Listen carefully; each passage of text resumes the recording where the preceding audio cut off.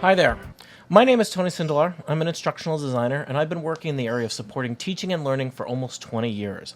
A large chunk of that has been around today's topic, designing online courses. In this longer video, I'm going to tie together several concepts I've talked about in other videos to help you get started with thinking about your first online course that you might be designing. As an instructional designer, I try to be strategic about where I teach about theory and when do I use instructional design jargon. But I think if you're undertaking a big project like an online course design, it's worth knowing some of the jargon, some of the terminology, and some of the theory that instructional designers use behind the scenes to design instruction. So you're going to be hearing me talk about terms like backward design, alignment, and Swan's model for interactivity in online courses. I like to start with thinking about what even is good online teaching. Chances are, if you're being asked to teach online or choosing to teach online, you have an experience as a teacher. And the fact is, good online teaching is good teaching. We know that good teaching is collaborative, it's adaptive, it respects students for where they are, communicates high expectations. None of this is different in the world of online teaching, and yet online teaching can feel very different.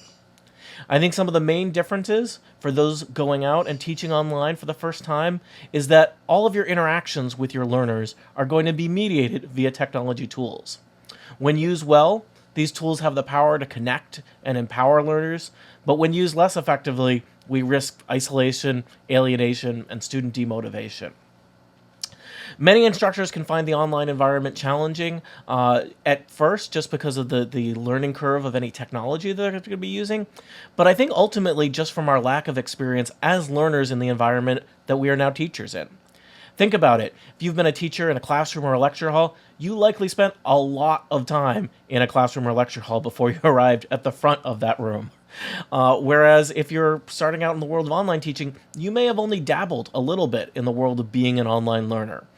It's not to say that you need to go out and spend years being an online learner before being an online teacher, but you should realize that, you likely haven't seen everything that can happen in online learning, and therefore it's going to be some places where you're going to need to use your imagination to fill in some of those gaps.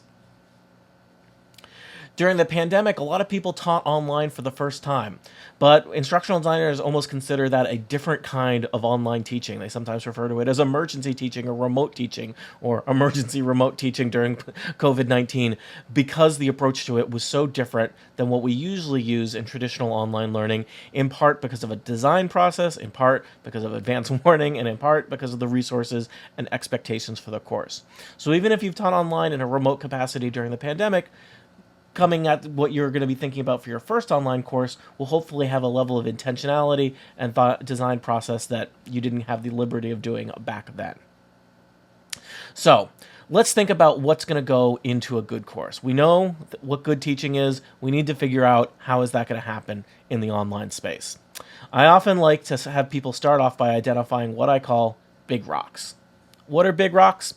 Big rocks are the things in your course that you really care about. There can be lots of things in a particular topic area. Maybe it's a course you've taught before that you really care about. These are things you want to present on, an idea for a project you want students to do, a cool video clip you want to make sure to show them, an idea for something you did in the classroom that now you have to adapt online. Those are all your little bits and pieces, and whether it's a topic area that you know really well or a course you've taught in person that now you need to teach online, you've got all those little things, but you want to not get distracted by the little things. You want to focus on what the big things are. The big things are the things that you really care about, the things that are most important, that are essential, they're your priorities. In my metaphor here, think of following a box full of rocks, and if you put in the little rocks first, you're going to run out of space and you're not going to be able to fit all your big rocks in. You're literally not going to have room for the stuff you actually care about. So what we want to do in our metaphor here is make sure we know what the big rocks are, get those into the box first, the box is the course, and then fit the little rocks in around them. So we're not talking here at the level of using formal language for goals and objectives. We're just talking about what do you really care about for your course. And if you are thinking about a course right now that you need to design, that you might be teaching in a couple weeks or months or years, you want to be able to answer that question of like, what do I really care about? What do I really want students to get out of this course that's essential? Some of those things, your big rocks, may be things that you believe about your teaching. They may be things that you know about the topic area. They may be big questions that you want students to be able to answer. They might take the form of takeaways. But the key here is like, what are the things that you actually care about? What do you want to make sure comes across in this course again and again, that's reinforced by design, and ultimately that all the other little rocks are connected to and feel like they're supporting it as opposed to things that are tacked on. Sometimes when I'm asking people to think about what are the big rocks, what are those things they really care about, I ask them to work backward from thinking about like, okay, imagine that you're going to describe this course to a colleague, another instructor. You get on the elevator and you want to give them the elevator pitch. They say like, oh, what are you teaching next semester? How would you describe your course in 3 minutes? And don't give us the course catalog description that somebody else wrote for us. I don't need those 5 sentences about this course covers X, Y, and Z. Like, what's the point of your course? Why does it matter? Another way to think about it that might be more comfortable with for some folks, think about what students graduating from your school down the line or completing your program down the line, what would they say about the course? What would you want them to say about your course? What would you hope that somebody remembers about your course 3 years later? And maybe even what are they doing with the knowledge and ideas and skills they developed in your course? So things like big rocks might be the idea that you want students to incorporate the scientific method into their everyday life. Maybe you just want students to be better writers. Maybe you want students to engage in information literacy tasks. Your big rocks could be lots of things. They could be student-centered things. They could be things that you believe deeply about your teaching or about your topic area. But those are those things that you really care about. And really, I'd encourage you to limit to it maybe like 3. It's hard to have more than 3 priorities. And even 3 is giving you a generous priority budget here. So before you go further with a formal course design process, you should spend some time, sit down, open up a blank document, do this in writing. What are the things you really care about in this course that need to happen no matter what? All right, you've thought about big rocks, and big rocks can be a little bit pie in the sky. It's like, what do I want the course to be? What does the course look like in all my hopes and dreams? The next thing is to think a little bit about your constraints. And I sometimes call this, what are the decisions about your course you are inheriting from others? So what are the things that have already been determined about your course or that you just can't do anything about and you need to know about? These might be logistics in terms of like, the course starts here and it ends here and it runs for 13 weeks, or it provides 3 credits of work for students, or it's a 20-hour training session. It's knowing who your audience is. So who are your students? Why are they taking the course? What requirements are they fulfilling? How does that course fit into a broader curriculum? So what do students going into your course, what have they done before they got to you? What are they going to need to do after based on your course? So, constraints aren't bad. It's about knowing how your course fits into a larger context, into a curriculum, into a sequence of courses or trainings, and making sure that the decisions you make for your course, for whatever it is that you're designing, honor those things and make sense of them. Constraints are just a basic part of any problem that you need to solve, and of course design is a form of problem we're solving here. And the key thing is to know your constraints so that you don't burn time and energy designing something that it turns out is not going to fit within your constraints and then need a lot of modification or maybe even need to be thrown out. So know your constraints. Know your big rocks, know your constraints. All right, we've talked about big rocks, we've talked about constraints. Let's go a little bit into a topic I've talked about in some other videos, one of the most fundamental course design principles, one of the most fundamental instructional design frameworks. I speak of backward design. Backward design is one of the classic instructional design techniques, whether you're designing for a classroom, an online course, a single training session, an instructional module, really anything. We are, as instructional designers, are all about backward design. It's just this classic tool that we use. And the heart of backward design, it's in the name, starting with the end in mind and working backward. So you can see in my little 3-part diagram here, you got to have a goal when you start out. And, maybe that sounds obvious to you. Yeah, of course I have a goal. My goal is to teach my course. Your goal is more than that. But the key thing here is that a lot of people get very focused on their teaching as thinking about transmitting, communicating a set of information. And teaching is more than just giving people information. Teaching is about change. You want your students, your learners, to be different because of the course experience they had with you. And you want to think about, in your planning for your course, how do I want them to be different? Sure, part of that is I can want them to know a bunch of stuff, and you might give me a list of stuff that looks kind of like the table of contents for a textbook. That's great.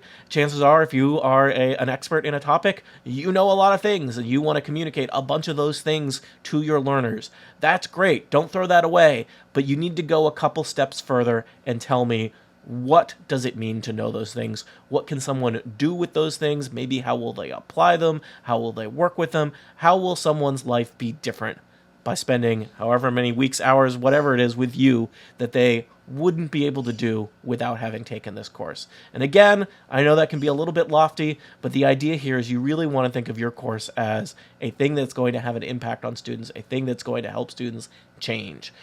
Maybe that is changing them intellectually, maybe it's changing them professionally, probably academically, but you want them to be able to do things, to solve problems, to go through the world in a way that they would not have done without your course. And you need to go back and really think about this. I think a lot of times we get very hung up on that, like, content delivery. Like, my job is just to, like, be a talking book and say these things. And teaching is more than that. Learning is more than that. You want to change people, and so you need to think about what your goals are from a place of how will students be changed. I know I just said a lot about goals there. I promise the next two steps a little bit shorter. Second step, you see it there on the slide, evidence. So how will you know that your goal has been met? How will your students be changed in a way that you can document, that you can see, that you can prove, that you can perhaps assign them a grade or a certificate of completion? How will you know that students got where you needed them to go? And frequently, evidence takes the form of assessments. So I'm talking about papers that students write, projects that they do, presentations that they give, quizzes, exams that they take. All of those are things, those are assessment events where students provide evidence that they have or have not or have partially achieved the goals that you set out for them. So again, the key thing here, we've got a goal. We need to figure out what the evidence is that the goal has been met. And only now, third and final step, activities and instruction, working backward. Okay, you've set the evidence. Maybe they need to take some exam in order to show that they've mastered what you need them to master in the course, or they're writing a paper. What are the things that are going to prepare them to do that, to pass that exam, to write that paper, to do the project, to do the things they need to do to get the grades they want to get? And your activities and instructions are basically, what are they going to do? What are you going to do with them? What are they going to do with each other? So what are you going to present to them about? What readings or videos might be assigned to them? What are students asked to do with each other? This can even, the line can get even a little blurred here with evidence, where you might have them do activities that are very low stakes or ungraded, where they practice with ideas that they're then going to need to do at a higher level on a high stakes assessment. To show that evidence that they've learned what you think you need them to learn. Now, the key here is these start to sound a lot like content, right? I'm going to assign a reading on this. I'm going to give a lecture or a presentation on this. And the key here is that you are doing that as the third and final step of this process in a way that links up with steps 1 and 2. So you're not just giving a lecture on a topic because that topic is important. You're giving a lecture on a topic because that information is going to prepare them for the paper they need to write, and that paper is going to show evidence that they have done the kinds of thinking and learning that you need them to do to achieve your goals for the course. You might start to write goals in what we call course objective language, which has very specific formatting and intentions for what kind of verbs you use, what kind of student language you use, and ideally, course objectives then become a student-facing piece of language that you might include in a syllabus or on a slide or on the text that you're relating to a given unit of a course. The idea, again, here is that all these three things are chained together and connect nicely, and what we instructional designers like to call alignment. So here my language has changed a little bit, but it's the same three things connecting together. My goals have become my learning objectives, my evidence has become my assessment strategies, and then I've got teaching and learning activities. And in the ideal world, they fit together in this happy little triangle, and everything is balanced and connects together. Now, you may have at some point in your life as a learner experienced a course that had weak alignment. And that might be places where you were asked to do activities that you weren't held accountable for, right? Maybe you were asked to read something and you read it because you were told to do it, but then that reading didn't connect to a thing that you had to do, or you were never quizzed on it, or it didn't seem to connect to a course. And that happens. That happens in courses with a lot of readings, but usually that's an example of a place where something is kind of broken and something is weak in terms of alignment. At the very least, hopefully the ideas in that reading would have prepared you for a more advanced reading that you were going to do that you'd then be held accountable for. But when we don't have connections between these things, students basically have to kind of guess as to what's important, and they unfortunately then put time and energy into doing things that don't get them to where they want to be and where you want to be. Because again, that whole idea of you got to have a goal, you got to make it easy and transparent for students to work toward that goal so they can be successful in whatever thing they want to do. Again, backwards design is tricky. It's not intuitive, even though maybe sounds obvious, because so many instructors go back to that well of, here's the content, let me make a list of things you should know. And it's not things you should know, but how are people going to use that information? What does knowing that information actually look like? And how do we prepare students to show us what that does? So I know that was a lot of theory in a short amount of time. Let's do one last concept I want to plant in your minds here that I think is really important for thinking about designing your first online course. I'm talking about Karen Swan's model for interactivity in online courses. And I've done a separate video here, but I want to link this into this idea of going out and designing your own online course for the first time. So Karen Swan's model looks at all of the activities in an online course as being part of these three categories represented by my nice little color-coded overlapping circles. So interactions with content, student interactions with content, student interactions with instructors, and student interactions with their peers, with other students. And these are all things that ideally happen in an online course. Students are working through readings and watching videos, that's their content. They're getting feedback and grades from you, maybe they're interacting with you in discussion boards, and then they're interacting with peers, whether that's somewhat informally in places like discussion boards, or maybe it's on a graded project or a collaborative activity that they're doing together. And the idea here is that in a good learning experience, all three of these things have to happen, and it's in fact the overlap between them that's going to be significant and meaningful and lead to deeper learning. Now, you probably, if you think about your classroom experiences, yeah, these happen, these happen all over the place. Maybe some of them happen more in certain kinds of classes. Certainly, large lecture classes tend not to have as much interactions with instructor, and that for some learners is going to make it a lot harder for them to be effective there. That's one of the kind of problems of that kind of scale. I think probably most of us are familiar with courses where we have lots of interactions with content, and then courses where you have interactions with peers, and sometimes those can be positive, and sometimes I think everyone's got a couple stories about the horrors of group work, where group activity was stressful and unpleasant, and maybe they didn't learn what they needed to do. But the idea here is that in good learning experiences, these things all happen together. And I think the challenge, I bring this up here, is because in the online world, we often don't do interactions with peers and interactions with instructors as well as we need to. We're pretty good at providing content. Is that content always the best presented? No, but lots of online courses have a lot of content, and some very early online courses were really just buckets full of PDFs of PowerPoint slides that we just instructed students to flip through. And students did it, and they didn't learn as much as we probably hope they would learn because we weren't setting them up for success, because these were not courses where students were interacting with each other and interacting with their instructor.